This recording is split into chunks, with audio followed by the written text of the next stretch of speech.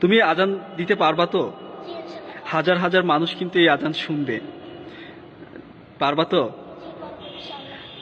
তাহলে তুমি শুরু করো।